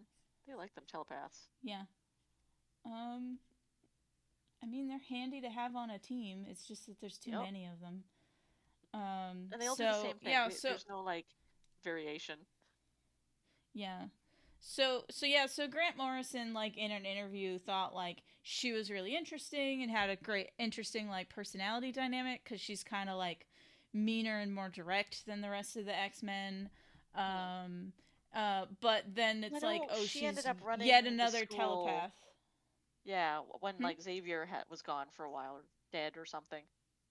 Mhm. So yeah, so it's like, um, I think like, she's also a better pair for Cyclops than Jean. Yeah. But I hate Jean. I also kind of hate Scott. He's just a See, I generic thought that bland. I hated He's a Scott bland man. until he. I thought that I hated Scott until he started to date Emma, Emma, good. and Jean was dead, and that made me realize it was Jean like sucking all the energy out of the room. Um, Gotcha.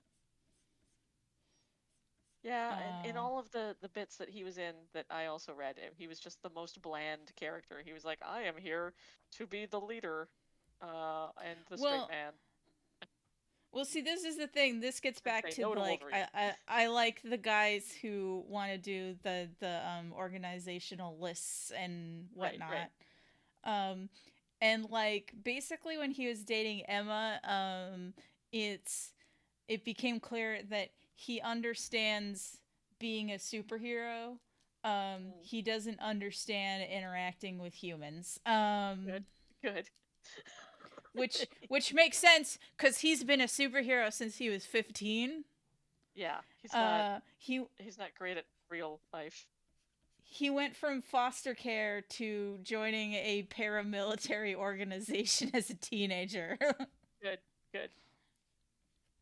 uh, he does not He's have the not good best at people the skills. human, the human part of Yeah. this equation. Good old awkward Scott.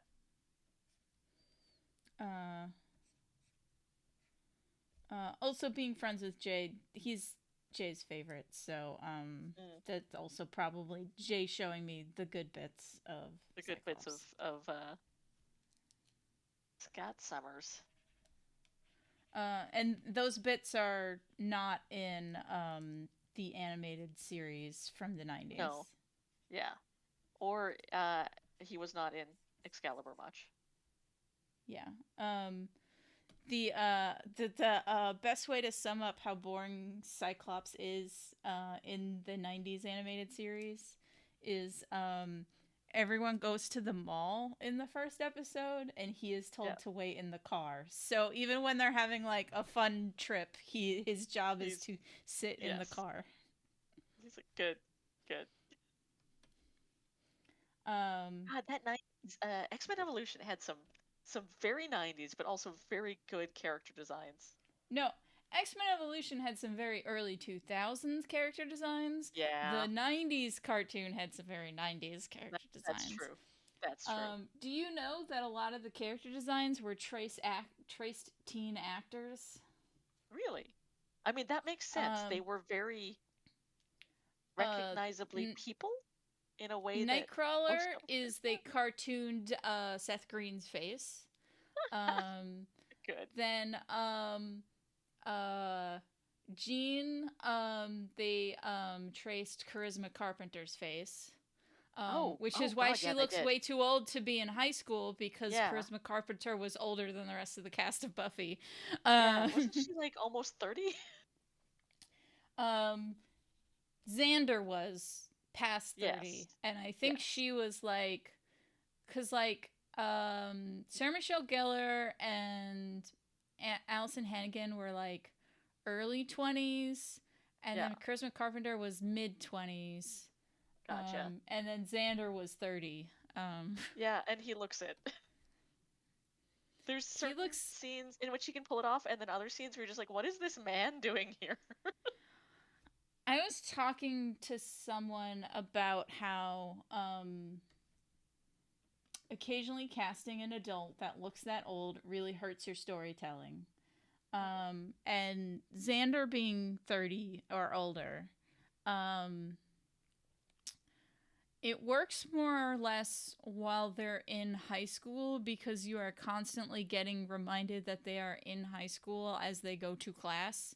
Mm. So you're getting like textual story reminders of how old they are. You also see him with like his school bag and Yeah, but yeah, then you get to once they all aren't in high school anymore, it makes a yeah, lot of the way he treats Anya extra shitty because you're Mhm. not getting reminded that he is He's like 21, 20. 22, Yeah, because you're he like there's an looks actual 40. man acting like this child. Um, and I think that that also is a reason why a lot of people are too hard on Faith, because Faith is not going to school and reminding everyone that she is the same age as the rest of the cast. Yeah, Um, so you forget that Faith is also 16, 17. yeah, Um, and then the fact that she lives alone also helps you forget that she's 16, 17. Um, and there's stuff like in her first episode where she's implying that she will offer sex in exchange for being late on her rent to a Ooh, guy.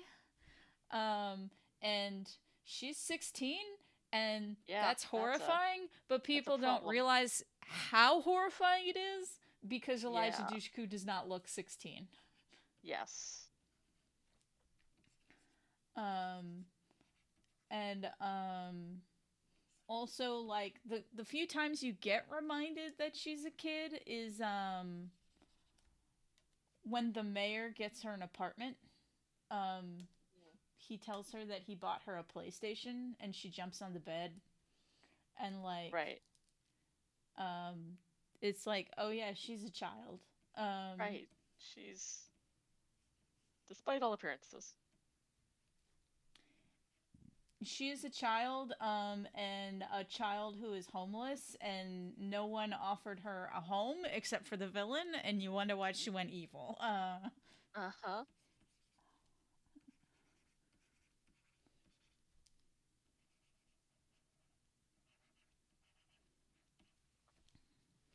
It also makes me think of stuff like in Batman Returns, Chris O'Donnell, who plays Robin, Yes. is put in the custody of Bruce Wayne because he's Yes. not old enough to take care of himself.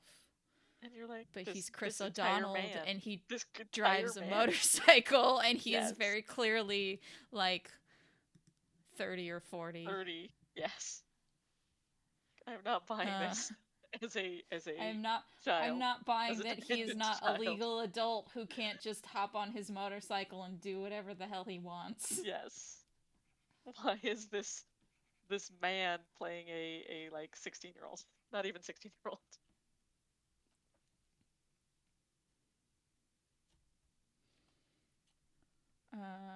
I saw a very good joke online where someone was talking about they're casting a wide net to find out who should play Nightwing.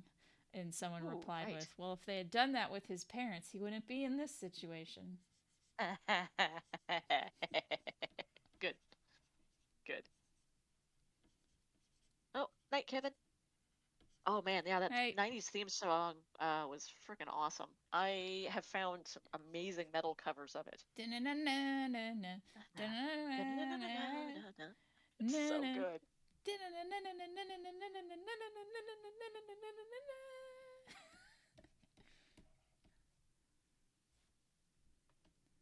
It's that good shit. That's that good shit.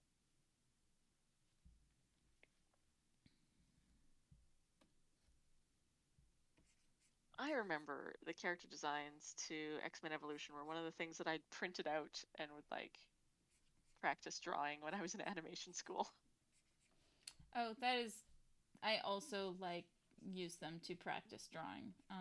Yeah, I had expression sheets, I believe that is everything. also the case for Corey Bing as well. Yep. Oh yeah. Corey and I have had long conversations about 90s or not 90s, the X-Men Evolution Nightcrawler. Mm-hmm. He good. He good. He Good. His little good. He's face. Seth So Green. good. And whether or I not mean, Seth Green the was a good pick for super good. yeah, for Nightcrawler. Oh, also, so there's the scene where Kitty and Rogue are dancing in an episode, and they basically rotoscoped Buffy and Faith dancing. Yes. Yes. I know exactly what scene you mean. Yes. On Of both sides, both both shows, accounts. Yeah. correct? Yeah, yeah. Yes. I remember watching it and um, being like, this is familiar. um, but yeah, I forget like the article that pointed out every single actor that like they traced the face of to make the character designs. Good. I think like Cyclops, he was some guy on like Dawson's Creek, like not Oh, James of course. Vanderbeek, but like another Yeah. guy. Yeah, yeah. God, Dawson's Creek. That's a That's a name I show haven't that heard existed. in ages. That's a show that existed. It's definitely a show that existed. It was not one that I watched, but it was, I boy, didn't the watch talk it of either. my I friend can't. group. The only thing I know about it is apparently a character's dad died because of spilt ice cream in it. Um, and Good. I know that that happened in Dawson's Creek because the Clone High guys mentioned it in an interview. Oh, good. Oh, good. Um, because the Clone High guys they were doing an interview about I think the Lego Movie, Okay. and they were like, yeah, our entire goal is to get famous enough that we can bring Clone High back, Yeah. and then they in the interview where they're supposed to be promoting the Lego Movie, they veer off into talking about Clone High. And then they start talking about how in Clone High, there's an episode where a character is killed by litter. Right. Like the wind blows and he gets a bunch of paper cuts, and then like something gets in his throat and he starts choking. And they said what inspired that is a character on Dawson's Creek. His dad died because of dropping his ice cream. And they're like, "We're serious. This is what happened." And the interview included a Just clip died. of like they found the clip, and what it is like he drops the ice cream in his lap, and then he's like distracted and trying to wipe it off his crotch, and then like accidentally swerves into oncoming traffic and gets killed. Like Right. um Good. so but the fact remains Don't that eat ice he cream in the died car, because of spilt kids, ice I cream. guess. Oh, Um man.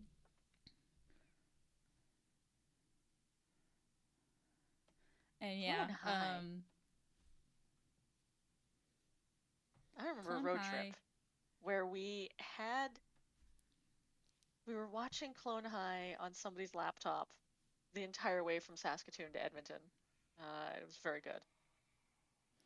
It's a good show. I have reservations about rebooting it. Yeah. Because I feel like a lot of the jokes come from like making fun of teen stuff from that very specific era. Yup. Um, And I don't know and that it would hold up. so like they would either like if they try to continue to do that, the jokes won't work as well because it won't be as those shows won't be as fresh in people's memories. Yeah. Um, or so that means or the other thing they could do is they could try to make fun of current teen shows, but those Mm-hmm. are so like I don't know, I feel like intentionally ridiculous that it would be hard to Yes. parody them. Like Yeah. how do you parody the fact that Riverdale is on their fifth serial killer? Yes.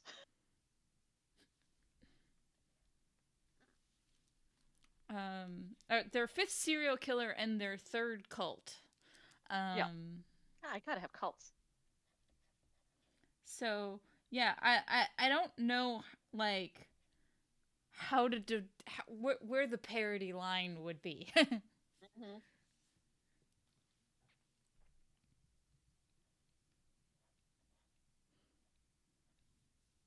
All right.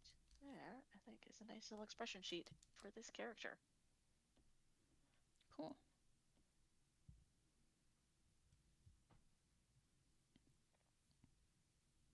I'm gonna get my designs locked down for this project by the end of April. And then we can actually start production once the manuscript's finalized in May. So that's Cool. cool. Looking forward to that. That's good.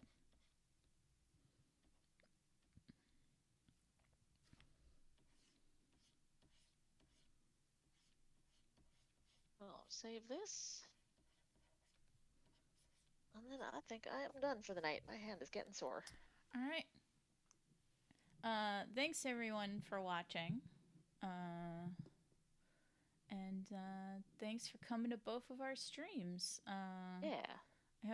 I hope you enjoyed me talking about werewolves spoiling their own mystery. Hell yes. And hope you all enjoyed the us other reminiscing about various eras of Buffy and X-Men. X-Men. Those All X-Mans. X-Men all the time. Hell yeah. X-Mans. All right. Everyone, you have a good night. Yep. We'll see you next week. Thanks for joining us. Yeah. Later.